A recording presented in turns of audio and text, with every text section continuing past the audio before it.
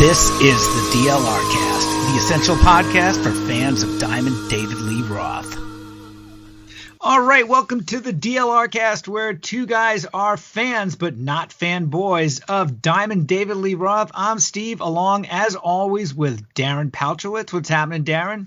Steve, it's great to connect, and there's been no slowdown in Roth news lately. Wow. No. And Darren, I'll tell you, this past week has been weird, confusing, puzzling, and exciting. And I'm not talking about the presidential election. I'm talking about the release of David Lee Roth's The Roth Project. And what would you call it? A video graphic novel, I guess? Let's set it up for folks who haven't seen it, basically. It's at davidleeroth.com. And what would you call it? Graphic novel, video. How about mixed media? There we go. So to kind of describe what this is all about, if you haven't seen this, I mean, I was trying to I watched the whole thing. Now, we should say a couple of things. It's all the artwork is fantastic. It's all Dave's original artwork. We'll get into the music in a second. The music is by Dave with a couple other folks involved, and it's definitely different. I guess you could, it's set 100 years from now. I guess you can call it a dystopian sci-fi adventure tale about a time-hopping assassin for hire. In fact, actually, if you go through the Roth, it's at the rothproject.com. You can get to it through the David Lee Roth official website, but also at the rothproject.com. Another good way to describe it is this is direct from, I guess, the first chapter. What happens when a self-informing artificial intelligence killer begins imitating humans? What if a human being started imitating that end result? What happens when they finally meet each other? Well, guess what? You watch and listen to this. If you find out, let me know, because I couldn't really find out. I couldn't figure it out. The plot, it's definitely different. Yeah, I have critical thoughts on it, but if you start on the positives, you go like, okay, awesome to hear and new stuff from Dave, incredibly original, very talented voiceover guy. Speaking voice is incredible. He could do really cool things with his voice that you wouldn't really notice unless you pay attention to stuff. But I was falling asleep from you describing what the premise of it is. Well, I'll tell you, there's a couple highlights there. You mentioned the voice stuff, and that's one of the first things that hit me up. I was just like, someone should have been tapping Dave to do voiceover work for years. I mean, if Dee Snider can do MSNBC all these years, and how many other people? I mean, Dave's he does multiple voices in this. You distinctly know it's him every step of the way, but he's the sole narrator. He does different voices. There's different characters. And as a spoken word project, it's really, really cool. As an art project, it's really cool. And we should say, too, that well, let me back up for a minute, because, the other episode we were talking about one of Dave's side projects, and that's Ink Original, and all the press that hit his tattoo skincare line, and all the press that hit around that about a year and a half ago.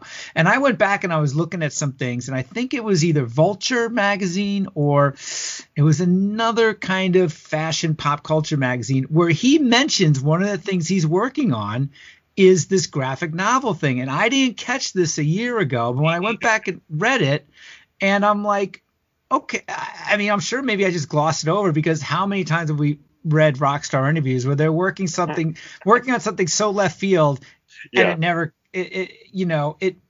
it rarely comes to fruition. Say maybe Paul Stanley doing the Phantom of the Opera aside, some other folks doing some other things. And I'm not talking about business ventures like barbecue sauce and tequila. I got to cut you off there. The Paul Stanley's Soul Station, the album from Soul Station is going to happen. You go, yup. Mm-hmm. Yeah, there you go. Okay.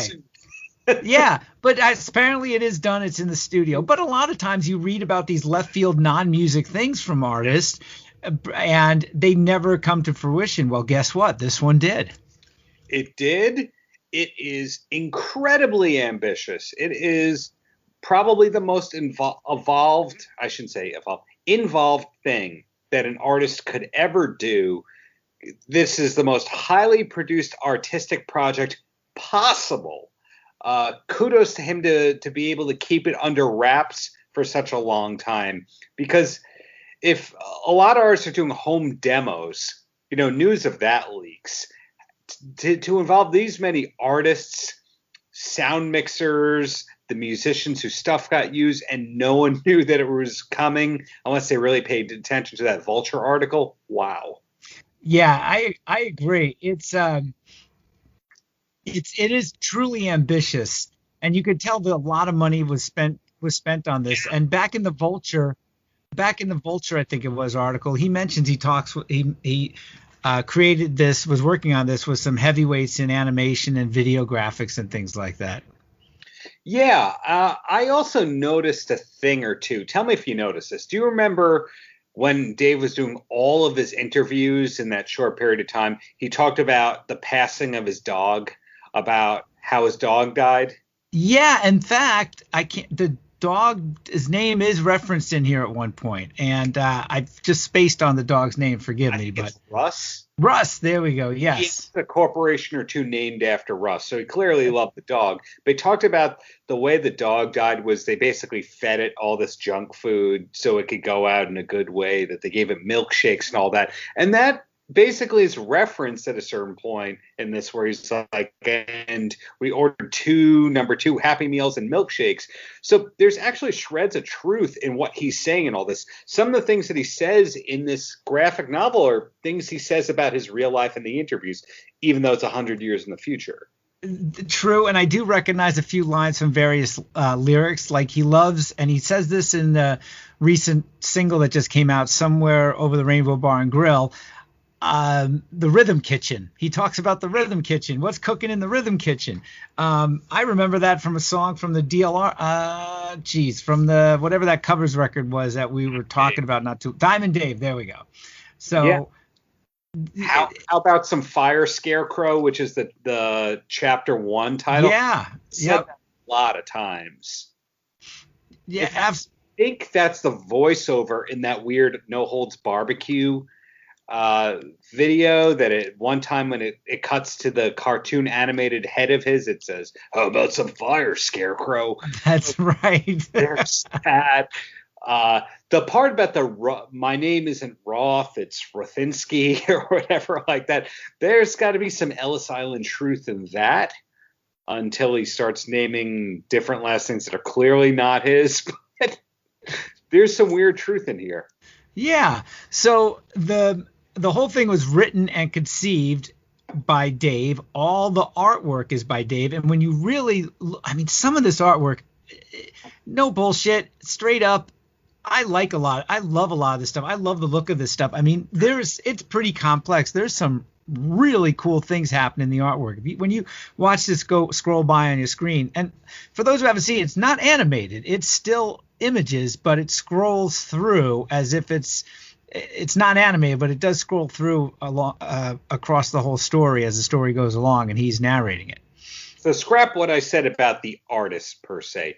The animators, in terms of the computer programming, it couldn't be a one-person job. There was a lot of money spent on this thing, and it's to us for free. Right. Yeah, that's the other thing too. He's giving this away for free. It's available on the site through his website, no charge. So, and there are a bunch of people he worked with on it in the credits, composting, Photoshop, and lettering, a guy by the name of Colin Smith at photoshopcafe.com, sound recording, editing, and design, Tom Sorowski. There's an interactive design and development guy, Shane Melke. There's an executive producer. There's a couple different people all involved in the credits here. And speaking of credits, we should talk about the music that's involved here, because there is backing music throughout all of this, and all the music, the musical score was written and performed by Dave and recorded at Henson Recording Studios, which is where he did all his vocals for A Different Kind of Truth. And as far as I know, that's where him and John Five recorded the mythical album that has not yet to be released yet, which Somewhere Over the Rainbow Bar and Grill apparently comes from. Yeah, that's so surprising that this is the project where instrumentals, a lot of that came from, because isn't it like 2 days after he released Somewhere Over the Rainbow Bar and Grill that this came out? 2, 3 days? Within a week, yeah. And so while the score is all Dave, there's 6 songs credited here: Giddy Up, Somewhere Over the Rainbow Bar and Grill. Sorry, 5 songs: Alligator Pants, Low Res Sunset, and Mandabala. And the credit is written by David Lee Roth and John Five. This is all instrumental music. So you've got the backing score, but then you hear these original songs, all instrumental, in the background as well. And one song in particular that I knew instantly, I was totally familiar with right away, an instrumental song. I'm like, I know this. Well, it's the backing music that is in, I think, most of his the podcast episodes, not the first podcast he did a few years back, but the one where he did about 20 episodes last year before he did the Vegas stuff. So some of this is familiar. Some of this has been out there before, but it's interesting that this is actual. I'm curious to know when this was all recorded with John Five, because it's not guitar stuff. It's a bit all over the map musically. Yeah, one article that I had read said it was 2013, 2014 that he did the John Five album. Then another thing that I read said 2006, 2007 that he did the stuff with John Five. I think we were talking about how one of the reasons that maybe this album never came out was the old line of "you can't be in 2 bands at once," the Eddie thing, and that's why maybe the album with John Five got scrapped, which would totally jibe with the 2006-2007 sessions thing, because that would only be 3 years after the Diamond Dave record came out. That's true. Yep. Yeah. And let's face it, artists were still doing the album every 2-3 years as of 2003, 2006. Now, it eventually evolved to the one album a year again as the excuse to tour and sell meet and greets and all that. Right. We go back to that old topic of how much is in this damn Dave archive, not just the Van Halen archive, if we only got one new original song on the Diamond Dave record, and then there's these 5-6 songs that came out through this graphic novel, mixed media art, fine art, MMA, whatever you want to call it thing. I mean, when you think of it, there is so much. I mean, let's put it into 2 buckets, right? There's all the 5150 stuff that probably most of it doesn't have Dave on, or even Sammy, right? It's like hours and hours of tape, most likely, with Sam and Eddie and maybe some other folks who have stopped by and recorded over time. I mean, there's been people who have been in that studio, heard them play everybody from Steve Lukather to Sass Jordan to possibly, I think, Mitch Malloy, other folks like that, Patti Smythe, right? I mean, so who knows what's there? Right, so you got all that, and who knows how much of that will see the light and day, let alone just Van Halen demos or things that didn't make it onto records. Then you got the Roth bucket. Now, this is all over the place, I'm thinking, because remember, this isn't the first wacko video extravaganza we've seen from Dave. There is the highly bizarre and weird, but a hell of a lot of fun, No Holds Barbecue, which apparently cost like 6 figures to produce and looks like it's all shot in Dave's backyard in Pasadena with the Doublemint twins and a bunch of dwarfs in machine guns. Yeah, I think I mentioned it during the Mitch Schneider episode. Yeah, I just come home from high school and a UPS truck pops up at my parents' house and goes, "Here you go." And then you open up and there's 2 hard VHS copies. And there was a note from Dave that said something like, "We don't know what this is. Enjoy, David Lee Roth." It was something like that in there. Was that, now, how did, taking a side ramp here, how did you get those? It was never commercially released. Was it, were you writing then, doing some freelance stuff in high school back then? Okay. I started when I was 16, and the guy who kind of broke me and gave me my start, Mitch Schneider, liked him a lot. And I don't know, maybe there was a little novelty of having a 17, 18-year-old on these like media days and all that. So they were sending me records. And for some reason, Mitch's firm liked me back then. Or they just gave 2 copies to every single person because maybe Dave wasn't in vogue at the moment. So I got those 2 copies.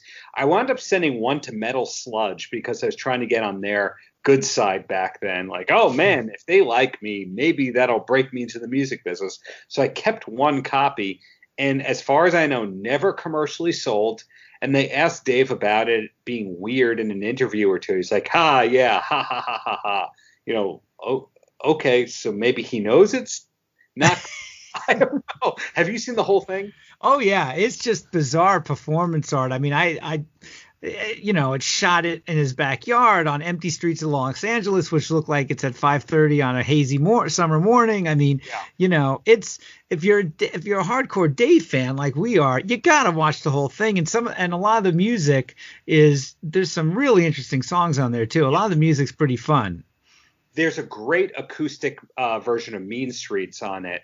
Yeah. That's a really, really cool thing. And he's singing in fine form. And from that era, I think I was telling you offline, I think I found the mini tape of me talking to Dave in 2004, interviewing him. I've never listened to it. I'm horrified about how bad it is, but I've sent it in for possible recovery digitization. If it comes out, we're going to air it on here, and I'm just going to cry, but I was going to say, we're going to have to premiere it on the DLR cast. So like I was saying, there's that DLR bucket, right? We got the No Holds Barbecue. Lord knows there's a whole album done with John 5. There's probably other stuff. Who knows what's on the cutting room floor that didn't make previous albums. You've got this stuff. You've got who knows what other multimedia stuff. Remember, this is a guy who handed in, an 800-page manuscript for his autobiography that had to be whittled down to 300, 400 pages? It's 300 pages. I mean, so he's prolific in a lot of different medias. I mean, because I needed to get in a good mood yesterday, and it's always an instant mood enhancer, I had YouTube going on in the background, and there is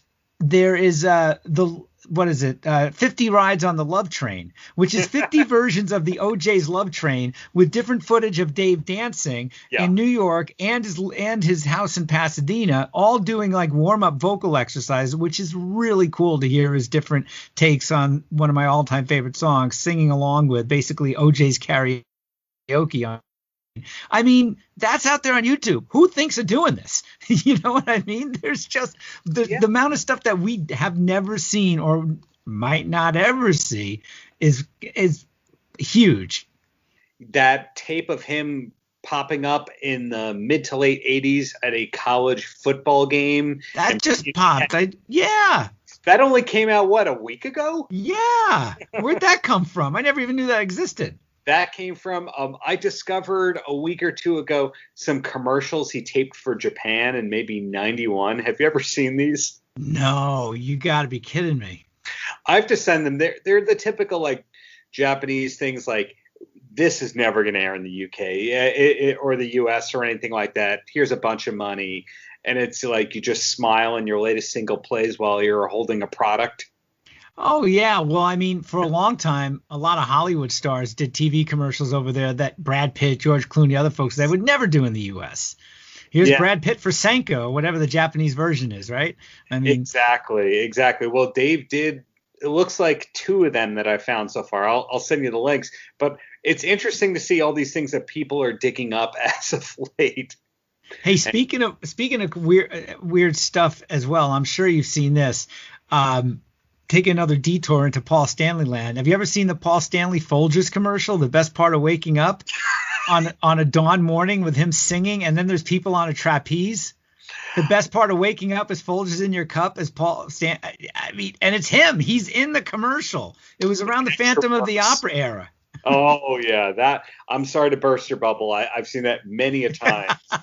And it's who greenlit that one?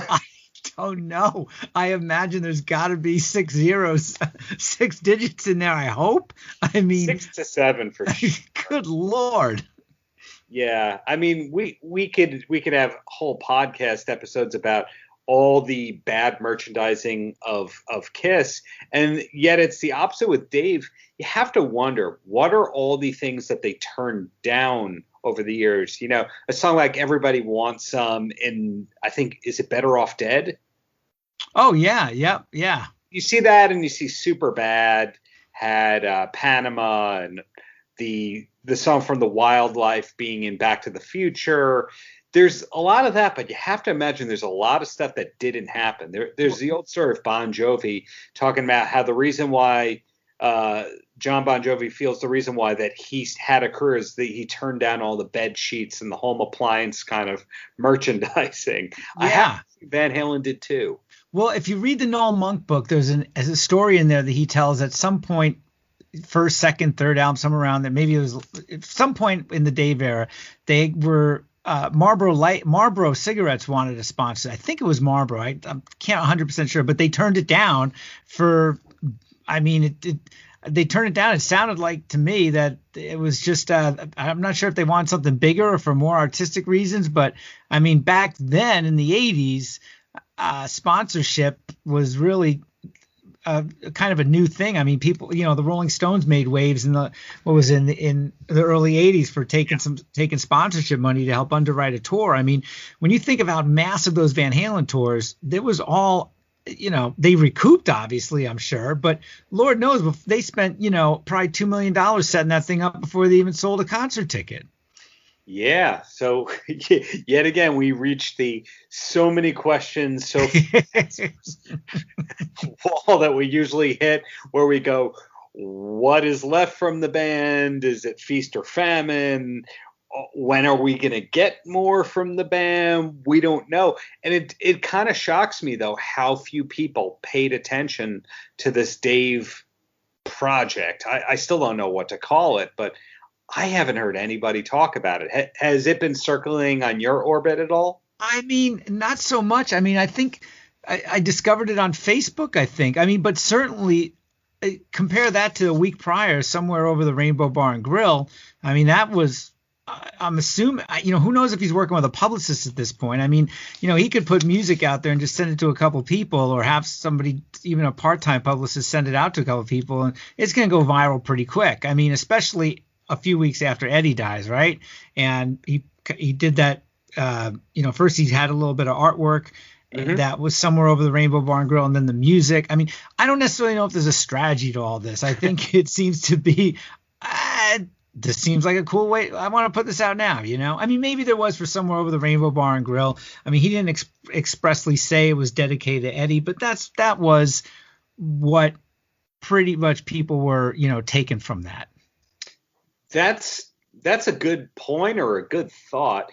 He probably wakes up and goes, I feel like putting out some music today. It could be. Call the iTunes guy. Yeah. I mean, there is some premeditated stuff. Remember the New York Times thing back in, what was it, August or September?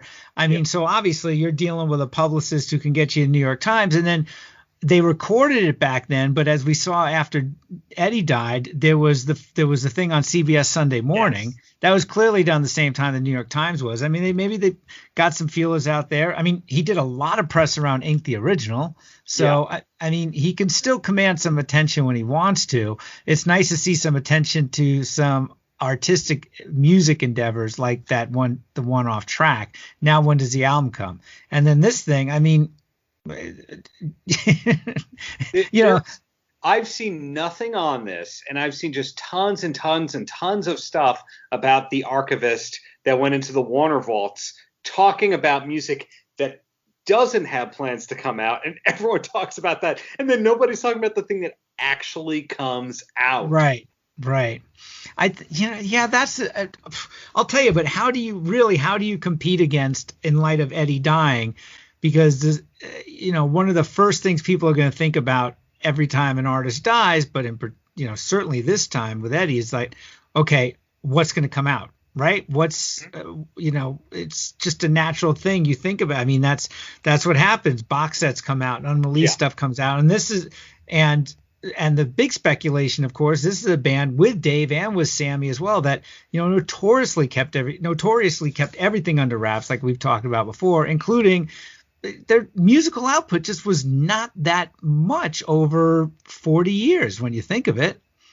Yeah, I am responsible for some fake news that happened. I interviewed Butch Vig a week and a half ago The drummer of Garbage who produced Yeah, sure. Nevermind by Nirvana. And I just had a moment where I went, he's a really nice guy. He's answering everything I'm saying. I got some time here. I'm going to ask him if him being just a top rock producer, he ever heard anything from the Van Halen camp. And I was expecting him to go like, nah, good guys though, but no. And he goes, they asked me to produce the album, aka A Different Kind of Truth was floated to Butch Vig. And people are like, oh, they're difficult. There's a bunch of jams to listen to. Don't do it. And he said that Dave Grohl and Taylor Hawkins were going, you should do it. You should do it. But ultimately, he turned it down because he heard that they were trouble, and it was just lots of jams to listen to. And I didn't follow up with the questions to go, what did they sound like? What were the songs? But I just have to assume that they were leftover tapes that were uncatalogued, and that's what he got. So I put that out there. I just put the video of it on my YouTube channel. I didn't even make it an article yet. And then all these things, Ultimate Guitar and Metal Castle and all these things just start picking it up. And then the headlines just get meaner and meaner. They're like, Butch Vig says no to Van Halen. Oh my God. And now I'm thinking, oh no, is Butch Vig going to hate my guts? Well, that's how fake news kind of starts. But that's real news, my friend. I mean, that was a quote. Come on. He told you this. But so what I'm getting at is Butch Vig was asked to work with them. Then I had that interview like a month or so ago, or asked Desmond Child, and they asked him to work with them. And we saw all those articles. Ozzy claims he was offered the spot. Patti Smythe, no, I was offered the spot. They had to have been jamming with all these people. That Fred Durst jamming, the Gun on Me story. Somebody else had to have been recording all these things because, Mitch Malloy released the demo of Van Halen.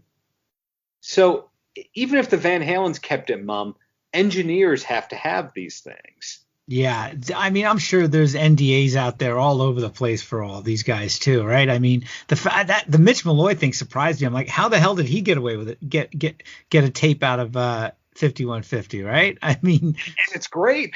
It is really good. Yeah. So I think that we are still going to hear more anecdotes in the future of I jammed once with Van Halen. Like even Sebastian Bach had a story where he claims that he wanted to audition and there was interest, but they didn't want him around Eddie because he smoked pot.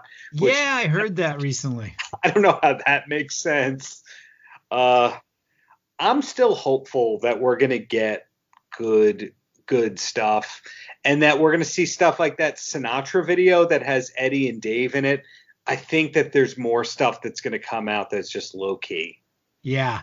I'm hoping that as well. In due time, I'm sure they no doubt have a lot to go through it all. I'm sure there's probably some legal stuff as well. I mean, who actually has? I mean, if there's jams out there, is it published? Is there different things? Who has the writing credits on it? Who has refusal? I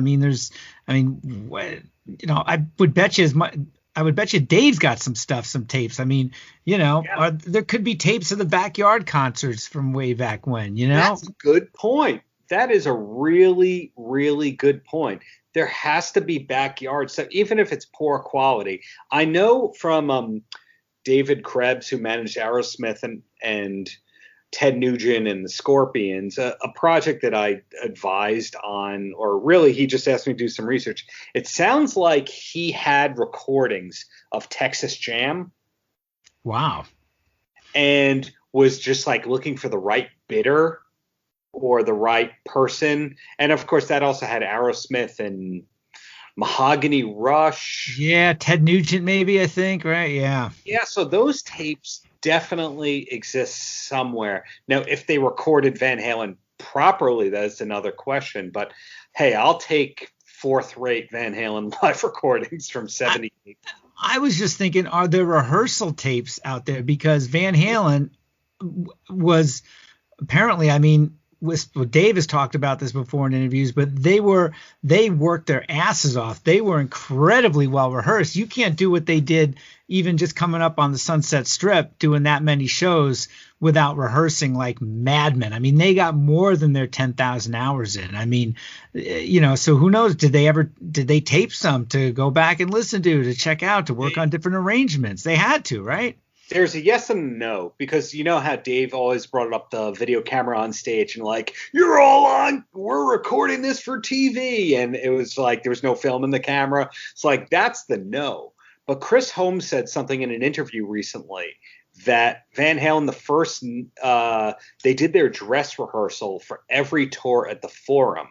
And it's just like the fans and the like close fan friends knew about that. Have you heard about that? Yeah, well, on YouTube, one of the things that got me so excited in 2007 was on YouTube that that family and friends show at the Forum went out on YouTube, and I was like, I don't know if it's still out there, but I distinctly remember it just like freaking out, going, "Holy shit, this is real! This is happening!" And it was just, and it's like, yeah, and it's real and it's good. I mean, it was a friends and family, the last tour rehearsal thing. So, but so that I know exists, but I didn't know about previous tours. I mean, did they do that for 1984 or, the fair? Probably not. Probably. I don't know that, but you hear Jim Florentine's story about the Cafe Wash show? No. Oh, no, but that was the one before a different kind of truth came out. His Uncle Manny was still alive then. Dave's Uncle Manny was still alive, was in the audience. Exactly. They did one show for kind of media and a couple of VIPs, and for some reason Jim Florentine was on the guest list, and he took the comedian Jim Norton, and media was allowed there, and Jim Florentine parked his recorder down on a table. I think whatever he used to track some interviews for his podcast. He put it down, he recorded it, and then he just once upon a time, I think, shared audio of one song. And word got out somehow to Van Halen management that Florentine had recorded the whole show, and they reached out and they said, well, Dave wants it for his archives. And they said, how much do you want it for? And Florentine went, free, here you go, love you guys. And they went, wow, that's amazing. Here's merch, free tickets for life. But that means that Dave has an archive. He does care. Yeah, that's pretty cool. Yeah. Oh, man, just the amount of stuff that could be, we speculate a lot, but for good reason, because you just don't necessarily know. I mean, Kiss did a box set. AC/DC did a couple box sets. There's an Aerosmith box set. I mean, name another band with this kind of legacy and this kind of influence as Van Halen has, Dave and Sammy, that has had so little work done with their catalog. And there was the remasters and a couple greatest hits album. I mean, it's criminal. Yeah, it's the exact opposite of the Doors, who were together for like 6 years. Yeah. And they're still pumping out live recordings of them. Same with Hendrix. We got a live album of Hendrix in 2020 that never came out 50 years after he died. It's really the opposite of that. You got Sublime, Hendrix, the Doors, you got that. And then the other end of the spectrum is Van Halen. Is anybody else as tight-lipped? I mean, you can't think of it, right? I mean, what's interesting too, and I was watching, and I had never seen this whole thing because I've always, especially back then, I was such in the Dave camp, but I was watching a bunch of stuff from Live Without a Net in '86, and I stopped to think. I went, holy shit, they did a live concert video back then. Yeah. Right? There's never been one since. I mean, there's a live album they did with Dave, from what was it? A couple years ago, that was basically, I mean, they did no punch-ins, no overdubs or nothing, and people love to shit on that. I happen to love that album. Some of Dave's vocal performances, I think, are fantastic, and I'll just leave it there at that. We can dissect that another time. People love to hate on that, but that's just, I mean, come on. There's a whole cottage industry of people who haven't listened to Dave in years but say he sucks right now, so fuck them. But one of the things I was thinking of also, because I saw something come up on Instagram, and it was some fairly well shot footage of, I think it was Montreal from the Eat 'em and Smile tour. And that's another criminal miss right there. The fact that there was never a home video back when home video concerts, VHS was a big thing in the 80s. How cool would the Skyscraper tour have looked with a full on?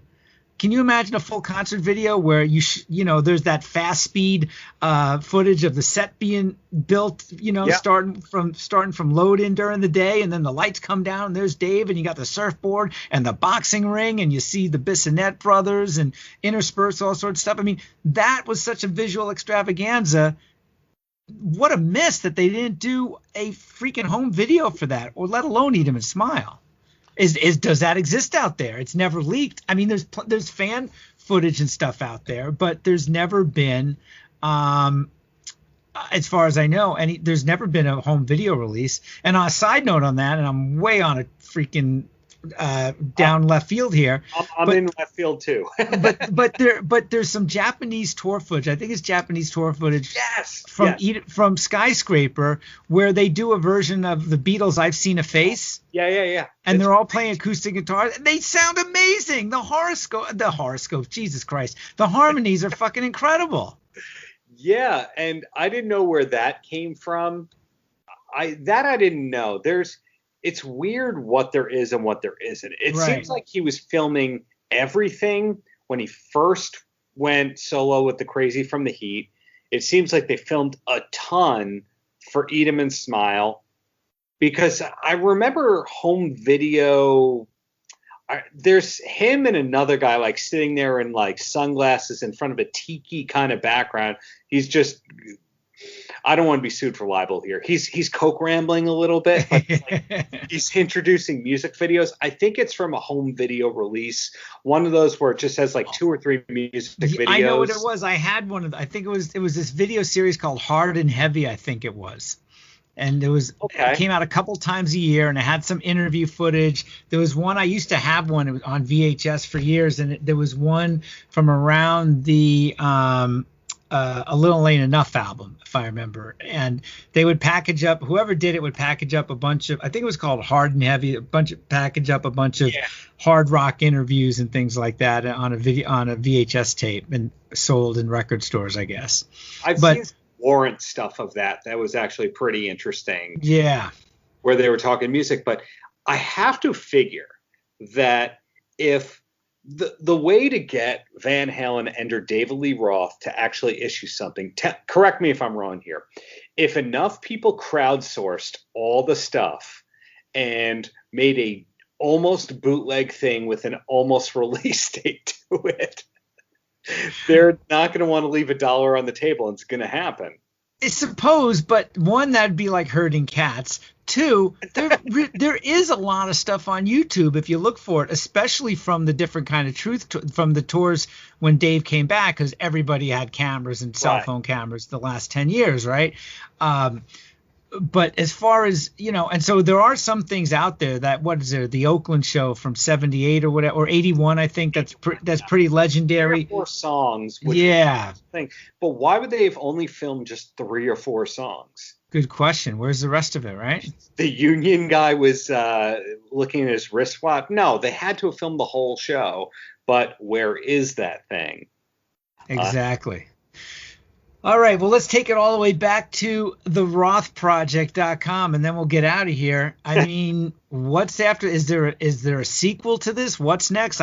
If I could tell you where the plot went, I'd tell you if there might be a sequel for this. I've really tried hard to figure this out, but I mean, I can't tell you I'm a big sci-fi fan anyway. Some of this reminded me of like the Terminator and stuff, but what comes after this? Who the hell knows?